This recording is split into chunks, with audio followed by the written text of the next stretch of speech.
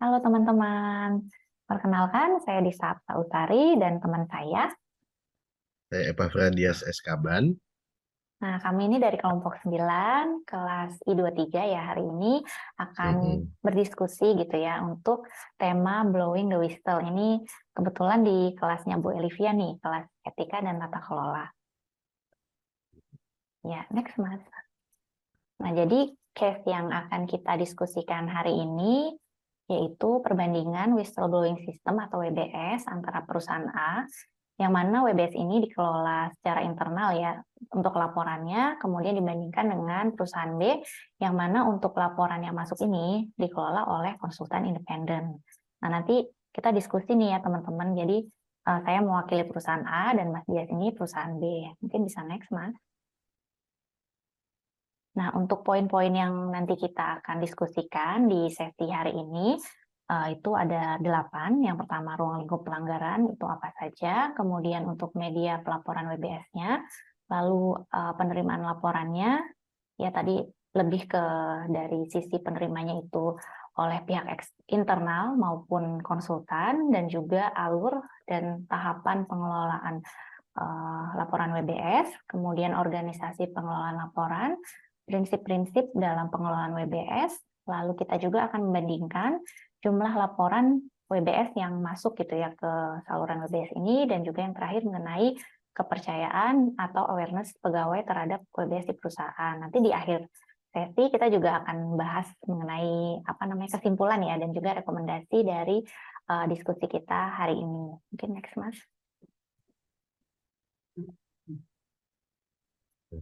Nah, ini mungkin kita mulai ya. Jadi kita sharing aja nih ya. Jadi untuk ruang lingkup pelanggaran. Nah, kalau di perusahaan A ini diatur nih pelanggaran apa aja sih yang bisa dilaporin melalui WBS ini.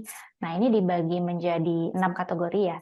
Yang pertama fraud, kemudian gratifikasi atau penerimaan dan atau pemberian suap, kemudian pelanggaran etika, pelanggaran kode etik, pelanggaran terhadap proses akuntansi dan laporan keuangan, dan juga indikasi pelanggaran yang dilakukan oleh Dewan Komisaris, anggota direksi, SFVP, dan juga pengurus dari entitas anak. Jadi untuk poin-poin ini kira-kira pelanggaran yang bisa diterima di sarana WBS ini. Mungkin kalau di perusahaan B gimana ya, Mas? Nah, pertama, ini aku mau ngejelasin dulu nih Mbak, kalau perusahaan B ini perusahaan yang holding company, Hmm. dan dia tidak punya produk, dia hanya portfolio company. Kemudian itu semua produk, jasa itu yang lebih banyak bekerja ibaratnya itu adalah anak-anak perusahaan. Holding ini hanya sebagai portofolio manajemen aja. Kalau bisa dilihat kan kalau di perusahaan A yang Mbak Dista bahas kan itu gratifikasi sama suap itu kan satu tuh. Kalau di sini kenapa kebagi menjadi sekitar 9 atau 10? Ini ini berdasarkan pas pelaporan ruang lingkup pelanggaran ini Mbak. Jadi pas melaporkan, misalnya ada pelaporan kan melalui aplikasi, itu si pelapor itu milih ini bisa kategorinya kalau di perusahaan B itu suap dan gratifikasi itu dianggap berbeda karena kita kan karena di perusahaan B ini eh, dianggapnya adalah suap dan gratifikasi itu berbeda. Nanti eh, karena perusahaan B ini eh, dia bekerja sama dengan vendor, lebih banyak ke distributor karena dia produknya barang lah sebenarnya ini perusahaan B kita sesuai apa kata Bu Elvia ya eh, di sensor. Iya, sensor Mbak. Kalau yang ini kan korupsi suap gratifikasi sebenarnya sama. Kalau kita lihat dari perusahaan A ini kalau yang pelanggaran di perusahaan A kan di state ya. Kalau nanti di perusahaan B itu semua pihak itu tergantung siapa yang dilaporkan. Pihak terlapor itu semua bisa dilaporkan. Jadi nggak perlu di state. Sebenarnya sama nih ya Mbak ya. Kalau kita lihat. Iya, mungkin ini Mas, nanti kita bahas lagi ya. Jadi kenapa ada di poin 6 nih, kenapa pelanggaran Dekom anggota direksi itu di poin yang berbeda. Sebenarnya Mm-mm. sama sih, semua pihak pegawai ataupun pengurus perusahaan A ini bisa dilaporkan. Cuman ini kenapa dibedain? Ya sebenarnya karena pengelolaannya berbeda, lebih ke situnya sih. Cuma sebenarnya objek yang Oh, dilaporkan tuh, subjek yang dilaporkan tuh sama seperti itu. Nah kemudian kalau suap sama gratifikasi setuju sih, itu sih beda ya suap sama gratifikasi. Nah ini sebenarnya dijadikan heeh. satu poin karena bisa dibilang serumpun gitu ya. Oh, oke. Jadi gratifikasi itu level lebih tingginya suap. Nah sebenarnya kalau di perusahaan A ini terkait dengan gratifikasi, selain bisa dilaporkan melalui WBS, nah untuk internal Hmm? perusahaan ini kita punya sarana nih untuk melaporkan gratifikasi, tapi itu lebih ke dari sisi yang kita sebagai penerimanya, mungkin misalnya saya nih menerima gratifikasi pemberian, nah itu saya melaporkan. Nah kalau ini misalnya Mas Dias melihat saya nih menerima Mm-mm. gratifikasi, jadi dari pihak luarnya nih yang laporin, kayaknya Oh, Mbak oke. Dista nih menerima gratifikasi, gue laporin, nah itu bisa lewat WBS, mungkin bedanya itu sih. Gitu. Mungkin Dari itu point of ya, ya, view-nya. mungkin itu ya kalau dari ruang lingkup. Ada lagi atau kita Mm-mm. beralih ke poin selanjutnya? Coba kita beralih ke Nah, media. media. Kalau media nih sebenarnya mirip-mirip ya, ada SMS, WhatsApp, surat tertulis, email, website ya. Cuman yang beda nih telepon. Ini menarik nih. Telepon tuh Iya, gimana? karena kita state lagi sekali lagi kalau perusahaan A itu yang dikelola secara internal, kalau perusahaan B ini menggunakan konsultan independen. Kalau kenapa ini ya, kenapa bisa ada telepon? Karena perusahaan B ini kan pakai konsultan independen. Jadi ada yang emang dedicated, pihak yang konsultan independennya ini pun bukan kantor akuntansi publik, dia malah dia fokus untuk emang whistleblowing system di perusahaan B ini. Jadinya ada orang yang dedicated untuk menerima telepon eh, di jam kantor memang. Hanya saja di jam kantor. Oh, itu Tidak jam selalu kantor. Oh, iya, 24/7 iya. ya. Hari libur gimana hari libur? Hari libur nanti akan masuk ke recording. Nah, Oh, gitu ya. jadi bisa di-record pesan suara. Iya, iya. Jadi kalau telepon tuh berarti ada yang nerima, jadi interaktif gitu ya, ada yang jawab gitu ya. Yes, Iya, iya, interaktif. iya. Iya, Dia ini ingin menarik melaporkan sih. apa, dia kan ada kan orang-orang yang tidak nyaman kalau nulis, malah pengen curhat. Ya memfasilitasi aja nih kalau di perusahaan B itu konsultan independennya. Oke, jadi perbedaan itu ya. Sebenarnya kalau mungkin bisa saya sampaikan ya untuk SMS, WhatsApp, surat tertulis, email itu kalau di perusahaan A itu sebenarnya sama-sama aja ya kan kayak free text. Ya lu bisa curhat aja tulisan gitu. Nah kalau website ini Mm-mm. mungkin agak sedikit berbeda. Ya dia ada kolom yang untuk free textnya sih. Cuma di sini bisa dibilang produk unggulannya nih. Karena kalau di website itu nanti si pelapor ini apabila sudah menyampaikan laporan dia akan mendapatkan semacam PIN gitu ya. Jadi nanti dimasukkan PIN-nya, kita bisa memantau nih, jadi laporannya itu udah sampai di tahap mana. Nah, kalau misalnya yang media lain tuh nggak bisa, kalau SMS, WhatsApp, surat, sama email. Itu sih perbedaannya. Ya, ya lebih bagus sebenarnya emang disarankan juga dari kata perusahaan B sih itu lebih bagus kalau sistemnya itu pelaporan itu via website karena emang eh, eh, evidence yang bisa diupload terus nanti kalau emang bisa anonim itu bisa nanti pelapornya pakai VPN, IP-nya tidak ke trace jadi merasa lebih aman itu disarankan lewat website soalnya kalau email kan apalagi SMS, WhatsApp itu kan ada nomornya yang terdaftar connect ke Iya, data-data pribadi ya Mbak. Makanya betul, kalau betul. di perusahaan B itu mengencourage untuk pelapor itu untuk melaporkannya via website lebih Iya. komplit dan itu pun kalau di perusahaan B websitenya itu yang mengelola yang punya akses untuk data-data yang diupload itu adalah konsultan independen. Aman ya, jadi oke, Ya, bukan ya, aman sih sebenarnya lebih harusnya pelapor lebih percaya. Kalau ya, perkara aman kan itu tergantung integritas dari konsultan independennya ya. ya, ya tentu saja harapannya gitu kan ya Mas. Jadi mungkin Heeh, di sini pelapornya lebih nyaman juga ya, iya. percaya gitu kan. Kar- Iya, heeh. iya, oke, oke. Karena misalnya pelapornya adalah internal perusahaan, masa lapornya di website perusahaan juga kan jadi aduh nanti orang IT bisa akses nih gitu. Iya, betul, betul. Ya, mungkin kita next ya.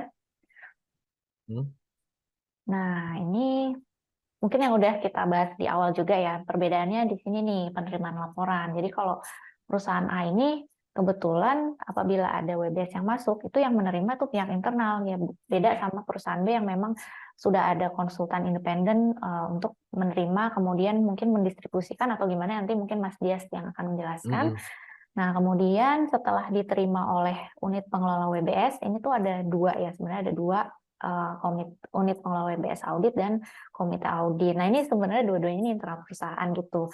Nah, untuk apa namanya leveling penerimaan laporannya belum ada. Jadi misalnya terlapor ini kan ada beda-beda ya levelingnya. Ada mungkin pekerja biasa, ada yang levelnya apa gitu, terus ada pengurus. Itu tuh belum dibedakan yang menerima siapa. Mungkin di perusahaan B nih kayaknya ini ya udah tertata ya Ya, levelingnya gitu. berdasarkan kategori yang tercantum di slide. Ini sebenarnya hanya sistem notifikasi sih, Mbak. Tetap misalnya ada pelaporan pengaduan itu yang kelola tetap konsultan independen. Cuman Mm-mm. misalnya si terlapor adalah komisaris utama, itu nanti ketua komite audit dan direktur utama itu akan mendapatkan notifikasi bahwa ada pelaporan si terlapor adalah komisaris utama. eh, Cuman hanya sampai di situ saja nanti. Hmm. Detail-detailnya tidak disampaikan di notifikasi itu, notifikasi by email ya, ke ketua komite audit dan direktur utama. Nah, di sini ada tulisan TP3, itu itu pengelola WBS yang dimaksud Mm-mm. di TP3 di sini. Jadinya emang ada leveling-leveling juga yang seperti kata Mbak Dista tadi. Mm-mm. Iya, Jadi iya. misalnya TP3 itu pengelola WBS itu kan kita internal juga Mbak, sama sebenarnya. Itu dari Mm-mm. karyawan itu kayak sistemnya bukan dedicated mengelola WBS. Kalau di perusahaan A kan pengelola WBS-nya emang dedicated ya, ada unit kerjanya. Kalau ini Mm. TP3 ini project. Jadi berdasarkan ada pelaporan baru mereka dibentuk, itu tahunan, memang tahunan, cuman mereka ada pekerjaan utamanya. Pengelolaan WBS ini hanya sebagai side aja, side project. Mereka memiliki pekerjaan utama. Soalnya soalnya perusahaan B sudah menggunakan konsultan independen. Iya, iya. Jadi TP3 nih kayak tim ad hoc gitu ya Mas ya, yang Iya, khusus ad hoc. dibentuk gitu. Betul. Ya mungkin ini kalau lihat ada leveling gini boleh juga nih ya nanti di perusahaan mungkin kita bisa mengkaji. Kayaknya emang ada arahan ke situ sih untuk apa namanya membuat leveling ini. Oh, ini Mbak Dista internal perusahaan A kah? Apa Ah, gimana? iya, iya saya internal perusahaan. Aduh. Oh ya Mbak, aku mau nanya ini kan Iya. pihak internal perusahaan ada unit pengelola WBS audit dan komite audit. Itu Mm-mm. bedanya apa Ya, Mbak? Maksudnya itu gimana? bedanya apa ya? Jadi kalau unit Heeh. pengelola WBS audit sama komite audit tuh sebenarnya beda unit kerja aja sih gitu. Saya nggak Ini bisa kayak spill kalau ya di ini siapa. perusahaan B kan, Heeh. kalau di Ini, perusahaan B kan ketua komite audit sama pengelola WBS ibaratnya cuman gitu ya. iya gitu. Cuman kalau ketua komite audit itu Mm-mm. setahu saya itu Mm-mm. dia membawahi pengelola WBS di Hmm. komite tersebut. Kalau ini Iya, apakah komite audit membawahi WBS audit atau ini enggak sih atasan bawahan sebenarnya atau sebenarnya gimana beda tuh? beda unit kerja. Nah ini sebenarnya Hmm. pembedaan ini tuh cuman kaitannya sama jenis-jenis pelaporan gitu. Jadi kalau pelaporannya apa itu ke yang UPWBS audit. Nanti kalau misalnya pelaporan WBS-nya terkait pelanggaran keuangan sama anak perusahaan itu masuk ke yang komite audit. Ya sebenarnya kayak mungkin bisa dibilang levelnya lebih tinggi ya kan apa namanya Oh, pelanggarannya lebih lebih kompleks gitu ya lapor apa pencatatan keuangan sama pengurus gitu. Jadi ke situ. Bedanya di situ aja sih. Jadi nggak ada leveling, cuman apa namanya pembagian pengelolaan dan penindaklanjutan dari laporannya yang ada 6 tadi gitu. Makanya ada dua unit pengelola WBS gitu. kalau di perusahaan A kan misalnya nih Mbak, ketua Mm-mm. komite auditnya yang melakukan Mm-mm. menjadi terlapor. Kalau di Mm-mm. perusahaan B kan dia tidak mendapatkan notifikasi, cuman Mm-mm. pihak-pihak lain yang mendapatkan notifikasi. Itu gimana Mm-mm. Mbak? Misalnya komite auditnya menjadi terlapor.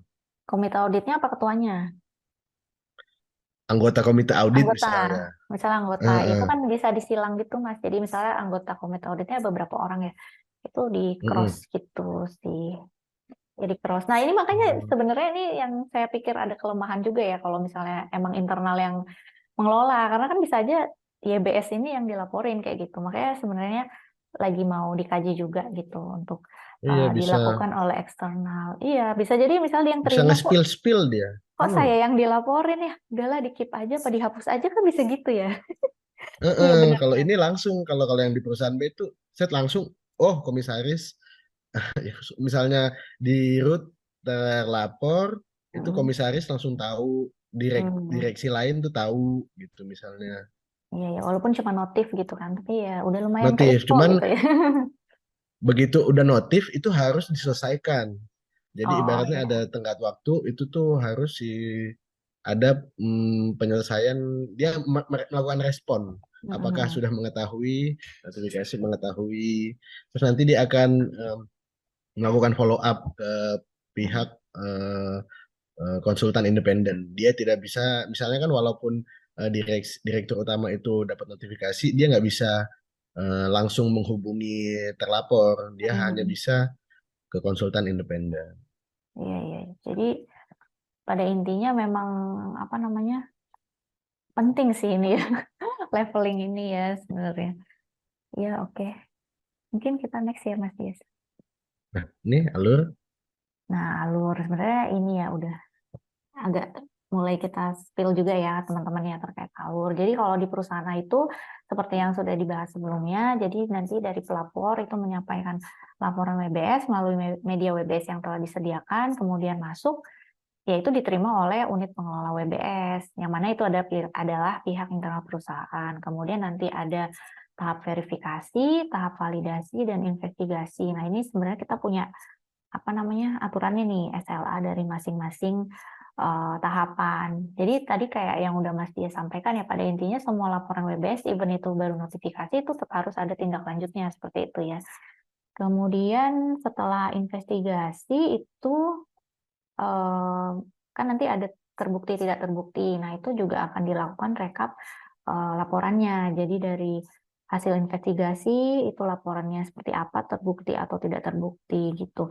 Jadi di semua tahapan sampai dengan tindak lanjut ya, tindak lanjut dari laporannya itu ada SLA-nya dan kalau misalnya dilaporkan lewat WBS itu bisa dilakukan pemantauan oleh si pelapor. Ya, mungkin sesimpel itu sih Mas Dias dan teman-teman ya karena memang dikelola oleh internal ya. Jadi memang setelah diterima ya sudah itu dari internal perusahaan aja yang melakukan proses gitu mulai dari verifikasi sampai dengan nanti investigasi lalu tindak lanjutnya gitu. Mungkin perusahaan ini seperti apa ya Mas Dias mungkin bisa di-sharing. Mau tanya dulu Mbak tadi itu SLA itu apa itu ya? SLA. Ini apanya nih artinya? Iya, SLA itu mungkin kan teman-teman nggak semuanya Oh iya, itu memahami ya. service level agreement. Jadi gimana ya? Mungkin bahasa gampangnya kayak hmm, deadline-nya gitu. Jadi misal di step itu tuh paling lama sekian hari kayak gitu. Gitu. 5 hari dan apa ya? Ini tuh sebenarnya kalau nggak salah ya di WebS di aplikasi website itu nanti ada sih hari-harinya itu. Gitu. Nanti kalau misalnya dirasa lama itu saya ingat saya bisa di follow up sih kayak gitu. Untuk menanyakan nih laporanku sampai mana seperti itu. Gitu, Mas. Ini kalau di perusahaan B, kalau perusahaan B SLA-nya tidak tercantum ya. Tapi kayaknya ada Berarti deh harusnya ya. harusnya soalnya kan itu emang notifikasinya itu emang harus segera selesai dan kebetulan perusahaan B juga kan ini perusahaan A. Kalau perusahaan A terbuka ya Mbak, perusahaan terbuka. Hmm, Iya, kebetulan terbuka. Lama-lama terbuka terbuka jadi namanya kan ini. ada annual annual report jadi Iya, perlu betul. disampaikan kepada Mm-mm-mm. pemegang saham kan. Jadi itu Mm-mm. setiap tindak lanjut apa harus ada pelaporannya lah. Emang harus ada SLA-nya.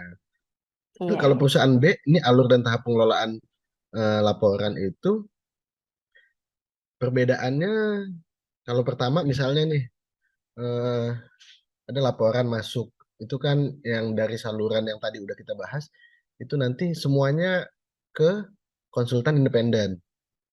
Nah, konsultan independen itu kan yang menerima, dia melakukan melihat evidence, terus menyusun klarifikasi, memberikan kemudian itu dia lihat tuh data-datanya ini bisa dilanjutin apa enggak. Misalnya ada kasus sempat pelaporan, oh ini karyawan ini memiliki hutang yang personal, dan ada yang pemberi hutang itu melaporkannya lewat WBS.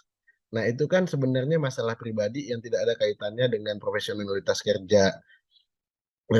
Itu di konsultan konsultan independen itu melakukan filtrasi. Itu tidak akan diproses, tidak akan eh, jadi hanya sampai di stop sampai di situ.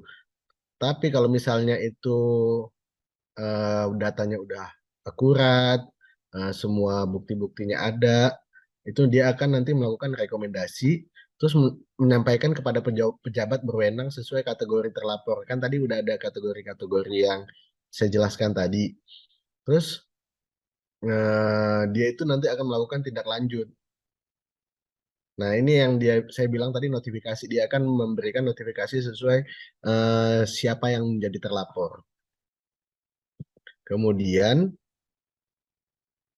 si pihak pelapor itu cuman bisa misalnya pihak pelapornya itu tidak akan dihubungi oleh tim investigasi. Kan soalnya habis ini kan melakukan investigasi sama kayak yang di perusahaan A. Habis itu kan ada investigasi, kan ada tim investigasi yang memang dari internal eh, perusahaan B, bukan dari konsultan independen. Yang tim ad hoc tadi itu melakukan investigasi, tim investigasi itu tidak tahu siapa yang menjadi pelapor. Jadi tim investigasi itu hanya bisa berkomunikasi dengan konsultan independen. Jadi penengahnya itu adalah konsultan independen. Si pelapor tidak berkomunikasi dengan dewan komisaris, direktur utama, komite audit, tidak berkomunikasi, hanya benar-benar yang itu untuk menjaga kerahasiaan sih. Begitu Mbak. Kalau untuk yang di perusahaan B. Oh begitu. Tadi ini ya, kayaknya tadi Mas Dias bilang, jadi si pelapor ini tidak akan dihubungi gitu ya? Tidak akan dihubungi oleh Iya, pihak investigasi. Oh, jadi even buat mencari keterangan gitu enggak ya? iya, nggak mencari keterangan pun hanya berdasarkan bukti yang dia upload. Sisanya tim investigasi yang bekerja keras, Mbak.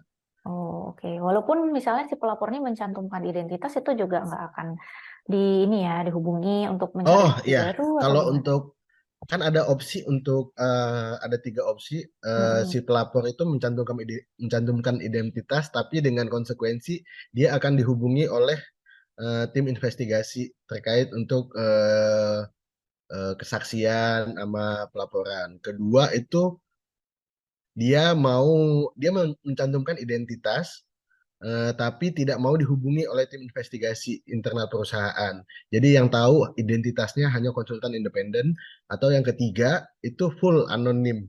Jadi konsultan independen pun tidak tahu siapa yang menjadi pelapor, gitu Mbak. Ya, ya. Jadi memang bebas ya, mau anonim, mau Bebas, ngasih nama bebas. pilih, Tinggal pilih pilih ya, dia. pilih yang nyamannya Iya, aja gitu ya. Ya, ya, mm-mm. oke.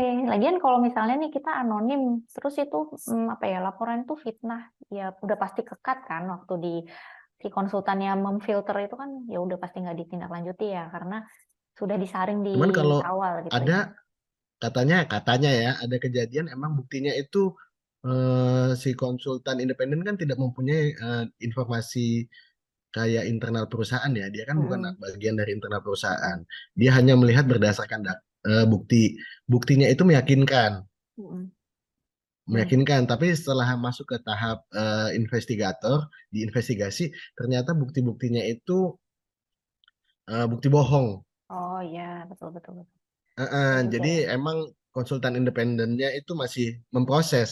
Mm-mm. Ada yang sempat lolos filtrasi karena memang dia kan independen, dia tidak punya data-data Mm-mm. rahasia-rahasia perusahaan ya Mbak. Ya, ya. Tapi Perlu juga habis itu baru mm, investigasi.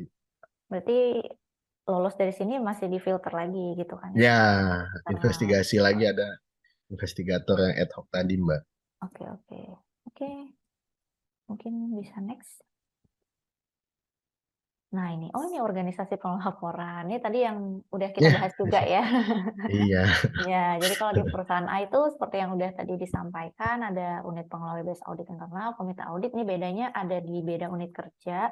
Ya kalau di perusahaan A bilangnya unit kerja gitu ya. Itu cuman bedanya tuh jenis pelaporan yang dikelola gitu ya. Kemudian ada unit kerja investigasi.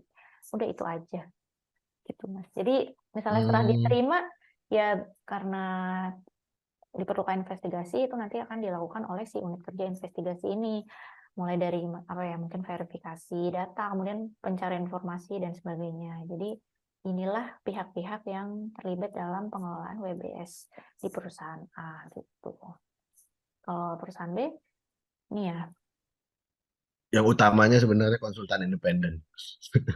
ya betul betul. Intinya itu ya. Kemudian emang Hmm. kalau pemantau ya emang yang mendapatkan notifikasi yang tadi ya Mbak, yang berdasarkan leveling. Hmm, hmm, Terus hmm, tim investigasi ini ad hoc, kemudian TP3 itu di dalamnya ada komite audit juga. hmm. Oke oke. Perbedaannya di situ sih sama IA juga, internal audit juga ada di dalam TP3. Oh ya ya, jadi terlibat dalam penyelidikan gitu ya, internal audit atau gimana? Pengelolaan aja, pengelolaan Oh, laporan Mbak, pengelolaannya. sama kan emang juga, sama juga kan kayak di perusahaan A, kalau Mm-mm. ada sesuai dengan peraturan menteri. Kebetulan nih perusahaan B ini kan BUMN ya, Oh kebetulan. gitu, ya ya ya. Jadi sesuai dengan peraturan menteri itu kan emang eh, kalau ada laporan keuangan dan kita terbuka, jadi kalau ada indikasi misalnya ada kecurigaan terkait di doctoring gitu, Hmm. laporan keuangannya bisa, itu nanti IA yang akan turun tangan, Mbak. Iya ya. Begitu. Oke, oke. Udah cukup jelas ya untuk organisasi pengelolaan. Terus Mm-mm. ini perihal prinsip ya. Ini sebenarnya prinsip prinsip pengelolaan WBS Sama. sama sih ya. Ini karena kita pasti kan Mm-mm. sesuai Sama-sama best BUMN, practice iya. Oh, best ups, practice ups. GCG. Oh, itu sama ternyata. Iya, best practice gitu. Iya, Mbak. Best practice GCG di mana harus ada independensi, apa namanya, kerahasiaan identitas, kemudian perlindungan pelapor dari ancaman, tekanan atasan atau pihak lain yang bisa berupa penundaan kenaikan pangkat, diskriminasi, pemecatan, dan mutasi sepihak. Nah, di sini Persis. independensi sama sih sebenarnya, cuman Mm-mm. sebenarnya saya merasa juga nih ya, independensi ini bisa ini opini pribadi ya. Ah, Independensi oke. mungkin agak ini ya, karena sebenarnya ya mungkin tadi Mas Dias juga sempat mengkritisi kalau misalnya yang dilaporin UPWBS sendiri gimana ya, mungkin di situ Mm-mm. independensinya dipertaruhkan gitu ya. Ih, harus gimana ya, coba dirasa-rasa sendiri aja Mas, misalnya ada kita ini pengelola, kita yang dilaporin ya gimana ya, masa kita itu kayak orang baik banget gitu. Diterusin aja pasti kan secara manusiawi ya, gue nggak mau lah dilaporin gitu. Ya mungkin ini kita akan kaji lagi, cuman kalau untuk kerahasiaan identitas ini ya mungkin saya bisa jamin ini ya, ini untuk si UPWBS ini sudah bukan disumpah juga ya, maksudnya sudah membuat fakta integritas gitu ya, bahwa mereka ini akan menjaga kerahasiaan identitas pelapor apabila pelapor ini menyampaikan identitas gitu. Dan termasuk juga kerahasiaan akan apa, materi maupun muatan isi laporan. Nah, itu juga penting banget ya, jangan sampai bocor kayak gitu. Nanti kalau bocor itu kan jadi ketahuan nih kasus yang mana, dan kemudian akan mengarah ke apa, adanya tekanan dari pihak-pihak lain yang mengetahui ada kasus tersebut, dan mungkin lebih parahnya nih ngacu apa ya, berdampak ke SDM-an, misalnya ada penundaan kenaikan kenaikan pangkat, pemecatan dan mutasi karena kebocoran dari laporan ini gitu. Oh ya, ini Mm-mm. agak lupa ditampilin ya. Jadi kalau untuk kriteria pelapor ini sama juga sama perusahaan B, ada dua kriteria sih. Kalau ini tiga deh ya kalau di perusahaan B. Itu jadi kalau di perusahaan A itu bisa menggunakan identitas, bisa juga anonim seperti itu. Mungkin keuntungannya nih ya kalau misalnya apa namanya, ada identitasnya itu bisa dihubungi, malah Mas bisa dihubungi, bisa di apa namanya, ketahui juga kalau misalnya mau diperlukan bukti lebih lanjut gitu. Perlu. Nah kalau ya lanjut aja, Oke. oke. Nah ini kalau misalnya kita lihat dari perusahaan B dulu ya. Ya udah, kalau perusahaan B Perusahaan B gimana? sama, Sama ya, sama mirip-mirip. persis. Cuman yang bedanya ya karena tadi itu yang konsultan independen itu sih Mbak. Mm-mm. Jadi beneran berdasarkan laporan udah itu internal perusahaan yang harus ngejar ini tuh eh, pelaporan bohong. Ini itu Mm-mm. laporan yang perlu ditindaklanjuti. Itu yang menjadi detektif, tim investigasi itu benar-benar menjadi detektif. Nggak bisa nanya kesaksian itu. Dia harus membuktikan bukti-bukti yang udah disampaikan oleh pelapor. Itu Mm-mm. sih. Iya, Dan iya. dia nggak bisa menghubungi itu aja, Mungkin itu menghubungi pihak ya pelapor. independen juga ya. Jadi di situ ada prinsip independensi juga ya. Jadi dia independen gitu karena nggak bisa nanya-nanya juga. Ya, oke. Nah, ini Nah, nah ini jumlah laporan ya. Kenapa kita menampilkan data jumlah laporan? Ya karena mungkin salah satu yang bisa menandai bahwa WBS ini sudah terasa manfaatnya, sudah efektif, itu kita bisa salah satunya bisa dilihat dari jumlah laporan WBS yang baik yang diterima, terus kemudian yang terbukti dan tidak terbukti. Nah, ini kebetulan nih kalau dari perusahaan A sayangnya menurun nih Mas dari 2020 ke 2021, 2022. 2020 banyak 239, kemudian 2021 turun 116, 2022 turun lagi 107. Nah, sebenarnya atas hal ini dari pihak perusahaan A itu melakukan improvement juga ya, maksudnya mengkaji ya. Ini sebenarnya ada penurunan tuh, kenapa sih itu? Apa karena awareness-nya pekerja kurang atau apa ada isu ketidakpercayaan seperti itu?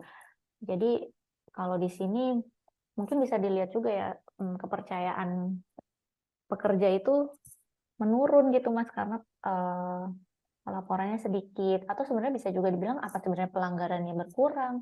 Cuman sebenarnya nggak bisa dibilang gitu juga. Mungkin ini saya tidak tampilkan ya datanya di sini. Cuman kalau dibandingkan sama jumlah fraud yang ada di perusahaan A itu sebenarnya cenderung meningkat. Namanya kan tren fraud itu kan meningkat gitu. Nah, berarti di sini fungsi WBS sebagai early warning system terjadinya fraud ini juga masih kurang efektif gitu sih Mas. Unfortunately gitu. Kalau di perusahaan A jadi ini kayak masih kurang efektif ya kalau dilihat dari jumlah laporannya gitu. Mungkin aku penasaran kalau di perusahaan B itu seperti apa ya Mas? aduh, kalau perusahaan B ini dia Mbak. Wah. Ini kalau mau mau cerita dulu, ini sebenarnya di 2021 Mm-mm. ini tuh perusahaan B baru mengganti konsultan independennya yang memang berfokus kepada whistleblowing system.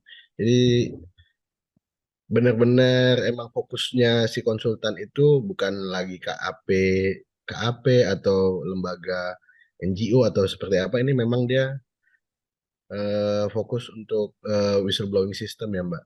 Makanya di Mm-mm. 2020 itu bahkan cenderung ini nol Mm-mm. pelaporan. Kemudian, nah begitu kita perusahaan B mengganti konsultannya, mulai ada jumlah laporan. Ini kalau di tahun 2021 sesuai annual report itu ada 7 pelaporan. Kemudian di 2022 naik menjadi ada 11 laporan masuk pengaduan. Dan itu yang udah terfiltrasi ya. Mm-mm. Jumlah Oh laporan gitu. yang di sini itu yang udah terfiltrasi oleh konsultan independen yang udah diproses. Nah, memang terbukti data-datanya. Nah, kan tadi sempat saya bilang juga ada yang kasus-kasus kayak berhutang atau kasus-kasus romansa. Itu tuh udah difiltrasi tuh sama konsultan independen. Jadi Mm-mm. nggak masuk ke laporan ini. Iya, iya. Seperti Tapi di itu. sini laporannya meningkat ya Mas Dias ya dari Iya, 2021 ke karena emang 2022. eh, berdasarkan testimoni karyawan-karyawan yang di sini eh, lebih anonim ya. Hmm.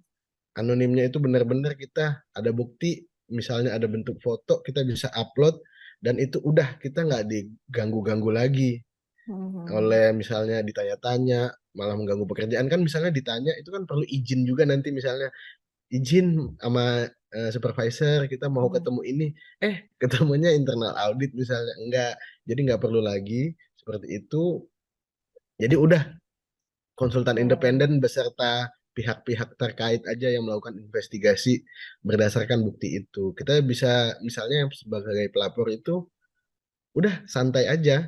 Hmm. Yang penting ngeliat bukti, udah nggak diganggu di otak-atik.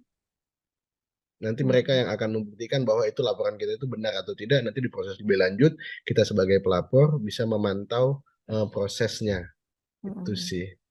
Makanya meningkat mungkin, itu opini saya pribadi, Ya, ya, ya. itu Ini karena anonim indikasi itu. ya. Iya, betul, betul. Ini iya Mm-mm. sih kalau anonim tuh dan nggak dihubungin tuh sebenarnya bener juga sih tadi Mas Dias bilang ya. Kalau misalnya dihubungin terus izin-izin, jadi kan orang malah tahu ya itu kenapa Malah dipanggil. tahu. eh, Iya juga ya. Apalagi eh, internal audit atau itu beda lantai kan di Iya kan? kantor misalnya, Heeh, heeh. begitu Iya, iya.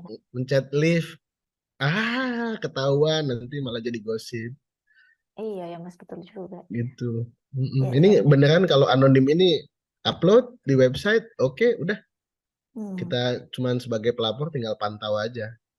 Ya, jadi walaupun anonim jangan khawatir nggak diproses gitu ya. Kalau misalnya laporannya Mm-mm, bagus, mm-mm, buktinya kuat itu ya tetap diproses ya mm-mm, dan bahkan mungkin misalnya memang benar ya nanti akan terbukti gitu ya. mm-mm. Kalau bahkan itu sampai ada yang emang itu ada tindakan yang kriminal ya Mbak ya, yang Hmm. dilakukan oleh misalnya itu sempat terjadi, itu tim konsultan independen itu langsung melaporkan ke APH, aparat Hmm. penegak hukum tanpa lewat tim eh, yang misalnya ke lewat komut, hanya mendapatkan Hmm. notifikasi Notif ya. saja. Mm-mm. Kalau emang udah parah bisa langsung laporin ke APH, konsultan Ya, independennya. Mm-mm. ya, ya. Ini sangat independen gitu ya Mas ya berarti. Iya, independen. Ya. Soalnya dia Iya. dievaluasi sih Hmm. Mbak tiap tahun ini bekerja dengan baik atau tidak kan, dia kan bisnis ya. Hmm. Hmm. Bisnis dia adalah sistem yang baik. Kalau Hmm. ternyata dirasa oleh sistem perusahaan itu tidak baik oleh shareholder, itu tidak baik, mungkin kan ada peluang untuk di-cut. Makanya dia Hmm. akan terus berperformanya selalu meningkat sih. Hmm. Oke, oke. Nah, ini yang saya bilang tadi nih Mbak, yang kepercayaan atau awareness pegawai terhadap WBS Hmm. perusahaan. Kalau di Ya. perusahaan B itu pihak ketiga, jadi nambah keberanian pekerja untuk ngelapor. Hmm. Nah, itu kan tadi saya bilang tadi 2021 perusahaan B itu mengganti konsultan yang awalnya emang konsultan keuangan yang kita minta bantuannya, Hmm. kemudian menjadi konsultan independen yang memang berfokus ke whistleblowing system. Jadi dia mendapatkan inovasi-inovasi terkait whistleblowing dari, ini adalah perusahaan internasional Mbak, kebetulan. Jadi emang dia terupdate terkait ilmu-ilmu yang terbarunya seperti itu. Iya, Kalau di memang perusahaan sudah A gimana nih Mbak? sudah ahlinya gitu ya. Nah ini kalau perusahaan A Mm-mm, mungkin saya lebih meng-highlight ya. Jadi mungkin bisa dibilang nih ada isu kepercayaan gitu ya atau awareness pegawai terhadap sebenarnya fungsi WBS itu apa gitu. Nah di sini di perusahaan A itu sebenarnya sudah melakukan internalisasi ya terhadap pekerja itu ya agar lebih paham WBS itu seperti apa dan harus melapornya kemana itu melakukan beberapa hal ya, antara lain melakukan sosialisasi, itu kita juga sudah ada kebijakannya, dan ada materi materi komunikasi, kemudian sosialisasi tadi ke setiap unit kerja, kemudian juga ada message dari CEO, yang mana ini tone of the top itu kan sangat penting ya, ke bawah gitu, kalau tone of the top-nya oke, nanti bawahnya itu juga akan mengikuti. Kemudian dari sisi pendidikan, nah itu e-learning itu juga ada dilakukan kepada seluruh pekerja. Ini lebih ke pemahaman terhadap WBS itu sendiri. Kemudian informasi WBS ini juga sudah disampaikan melalui website perusahaan. Seperti itu. Ya, oke teman-teman. Jadi dari diskusi kita hari ini ya, tadi kita udah bahas mengenai WBS, mulai dari jenis laporannya, kemudian alur penerimaannya seperti apa, lalu pihak-pihak yang terlibat dalam penerimaan sampai dengan investigasi, kemudian sampai laporan dan awareness pegawainya. Ini jadi kita sampai pada kesimpulan dan rekomendasi. Jadi dari diskusi hari ini ya antara saya dan Mas Dias mengenai WBS ini, jadi bisa disimpulkan dan mungkin ini sebagai rekomendasi juga ya. Jadi sehubungan dengan prinsip independensi dan juga kerahasiaan atas laporan WBS, baik itu laporannya maupun identitas pelapor dan mungkin pihak-pihak yang terlibat di dalam laporan itu. Lalu juga untuk meningkatkan kepercayaan pegawai dan juga stakeholder. Ini kenapa stakeholder? Karena WBS ini sebenarnya bukan hanya untuk pegawai ya yang bisa melaporkan, itu bisa dari pihak eksternal juga gitu. Nah, ini maka menurut kami sebaiknya untuk penerimaan laporan WBS ini dapat dikelola oleh pihak eksternal ya. Eksternal ini maksudnya dalam hal ini adalah konsultan independen seperti itu ya. Mungkin berdasarkan sharing-sharing tadi ya yang Mas Dia sampaikan mengenai pengelolaan WBS di perusahaan B. Nah, di samping itu, hal ini juga dilakukan untuk memitigasi terjadinya kebocoran informasi WBS karena memang pintu awal masuknya itu dikelola oleh si konsultan independen seperti itu. Jadi perlu juga dilakukan review dan penguatan mekanisme kerahasiaan data. Gitu Mas Dias, kira-kira gimana? Oke Mbak. Nah kalau untuk itu apa efektivitas WBS itu perusahaan tuh perlu melakukan apa evaluasi lagi tuh Mbak. Kayak tadi Hmm, contoh yang di perusahaan B itu tadi dia pengaduannya memang meningkat, tapi dia tuh perlu ada evaluasi lagi terkait sistem misalnya sosialisasi, terus sebagai ya mungkin harus ada evaluasi lagi lah Mbak biar bisa ada hmm, peningkatan-peningkatannya. Gimana ya, Mbak menurut Mbak? ya mungkin aku tambahin ya kalau misalnya untuk evaluasi ini bisa dilakukan juga dari peningkatan pemahaman dari pekerja, yang mana itu bisa dilakukan melalui sosialisasi, kemudian pendidikan seperti itu. Nah, sebenarnya ada acuannya nih, Mas Dias dan teman-teman untuk apa namanya pengelolaan WBS itu seperti apa ya? Ini acuannya itu dari ISO 37002 2021. Ini baru ya kebetulan. Nah, di sini tuh mengatur prinsip-prinsip untuk pengelolaan WBS ya. Jadi bisa digunakan oleh suatu perusahaan sebagai guideline untuk menerapkan WBS di perusahaannya masing-masing. Nah, ini mungkin antara lain ya dari ISO ini ada apa aja sih? Nah, itu dia mengatur ada prinsip WBS yang mana meliputi trust, impartiality, dan protection, yang mana sebenarnya dari diskusi tadi yang di perusahaan asal B ini sudah memiliki ya untuk prinsip WBS ini. Kemudian yang seperti sudah disampaikan tadi, peningkatan dan standarisasi awareness serta pelatihan terhadap pegawai. Jadi itu harus dilakukan improvement ya tiap tahunnya dan itu terstandar. Jadi misalnya di sini pegawai baru masuk itu harus sudah mendapatkan pendidikan tentang WBS misalnya seperti itu. Dan ini tidak berhenti di pekerja baru aja nih, pekerja yang lama-lama juga secara berkala gitu harus di-remind kembali terkait dengan pelatihannya. Kemudian juga sosialisasi kebijakan kepada setiap pekerja baru, mungkin ini bisa ditambahkan juga ke pekerja yang sudah lama ya, sebagai refreshment seperti itu, untuk mengingatkan kembali bahwa ada loh sarana WBS dan manfaatnya seperti apa begitu. Nah, kemudian dilakukan juga evaluasi kinerja pengelolaan WBS dengan indikator yang terstandarisasi. Ya, mungkin tadi yang masukan dari Mas Dias ya. Jadi dari WBS yang sudah berjalan itu dilakukan evaluasi kinerjanya. Mungkin itu bisa dilakukan dari selain dari jumlah laporan. Sebenarnya kalau jumlah laporan mungkin terlalu apa ya, terlalu agak kurang gitu ya. Takutnya kan laporannya banyak atau sedikit itu bukan hanya mengindikasikan awareness pegawai, tapi juga mengindikasikan mungkin fraud-nya banyak atau sedikit seperti itu. Nah, mungkin ya evaluasi juga bisa kita peroleh dari memberikan apa ya, mungkin semacam kuesioner gitu ya kepada user gitu atas experience mereka dalam melaporkan melalui WBS ini. Kemudian juga bisa dilakukan evaluasi berkala terhadap kompetensi pegawai yang mengelola WBS. Mungkin gitu sih Mas Dias kalau menurut saya, dan ini memang ada acuannya gitu ya yang berstandar internasional seperti itu. Berarti kalau yang terkait kinerja pengelolaan WBS ini, oh, apa kompetensi pegawai itu pengelola WBS kalau misalnya di kategori perusahaan B kan dia konsultan independennya juga mungkin evaluasi berkala juga ya, mungkin ya di Oh situ iya, ya. betul betul ya. Mungkin itu ya di perusahaan B juga sudah dilakukan ya, namanya kita pengadaan gitu ya, pengadaan Ya konsultan, pasti pengadaan. kan ada SPK-nya, itu kan pasti direview gitu ya. Ya, Mm-mm. udah ya. Ya oke, mungkin begitu ya teman-teman diskusi kita hari ini ya antara saya dan Mas Dias gitu ya. Kita sudah membedah ya implementasi WBS di perusahaan A dan B, perbedaannya seperti apa, dan sudah kita sampaikan juga untuk kesimpulan dan rekomendasinya. Harapannya dapat memberikan improvement dan insight baru kepada masing-masing perusahaan dan juga bagi teman-teman yang menyaksikan tayangan ini gitu ya. Mungkin demikian Amin. demikian teman-teman dari kami, dan oh iya juga kepada Bu Elivia, demikian diskusi dari kami ya, semoga nilainya bagus.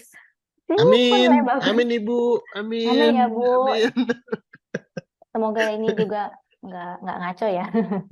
Ah, iya, Amin. Gitu teman-teman. Kita pamit. Saya Disa. udah. Saya Dias. Dah.